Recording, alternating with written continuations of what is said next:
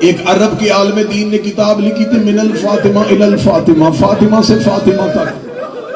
اس میں انہوں نے دو بیبیوں کی کہانی لکھی، رسول کی بیٹی فاطمہ، حسین کی بیٹی فاطمہ۔ جو سید بیٹھے ہو ہائے ضرور کہہ دینا، انہوں نے کہا دونوں فاطمہوں کا مقدر ایک جیسا تھا، وہ بھی باپ کے بعد چپ نہیں ہوئی، یہ بھی باپ کے بعد چپ نہیں ہوئی۔ انہوں نے کہا پھر مقدر ایک جیسا تھا، اسے بھی باپ کے بعد کوئی نہیں رونے دیتا تھا، اسے بھی باپ کے بعد کوئی نہیں رونے دیتا تھا۔ جس کے گھر میں بیٹی ہے ماتم کی تیاری کر لینا۔ انہوں نے کہا ایک جگہ پہ آ کے مقدر میں فرق آ گیا، وہ 18 سال کی عمر میں ضعیفہ ہوئی تھی، یہ 4 سال کی عمر میں کمر جھکا کے کہتی تھی سجاد میں ضعیفہ ہو گئی۔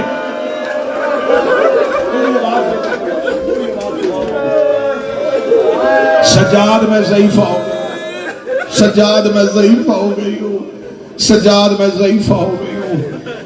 میں بار بار جملہ بدل رہا تھا، میں جملہ روک رہا تھا۔ میں ممبر پہ ہمیشہ کوشش کیا کرتا ہوں میں مصائب کا وہ جملہ دوں جسے مومن برداشت کر سکے۔ یہ بھی نہ ہو کہ جملہ سخت ہو اور تیری آنکھ سے آنسو نہ آئے، یہ بھی نہ ہو کہ جملہ اتنا سخت ہو اور تیرا جگر پھٹ جائے۔ تم نے ماتم نہیں کیا، مجھے مجبوراً اب یہ جملہ پڑھنا پڑ رہا ہے۔ وہ 18 سال کی عمر میں ضعیفہ، یہ 4 سال کی عمر میں ضعیفہ۔ کوئی ایک بندہ تو مجمع سے پوچھے حسین کا ذاکر 18 سال اور 4 سال میں بڑا فرق ہوتا ہے، ضعیفی ایک جیسی کیسے ہو گئی؟ وہ جو 18 سال کی عمر میں ضعیفہ ہوئی تھی اسے ایک تازیانہ لگا تھا اور وہ دائیں ہاتھ سے تسبیح نہ پڑھ سکی تھی۔ یہ جو 4 سال کی عمر میں ضعیفہ ہوئی ہے 11 محرم سے لے کے شام تک شمر کے ہاتھ میں لوہے کا تازیانہ تھا، ہر موڑ پہ حسین کی سکینہ کو اتنا مارا رو کے کہتی سجاد میری پسلیاں شہید ہو گئے۔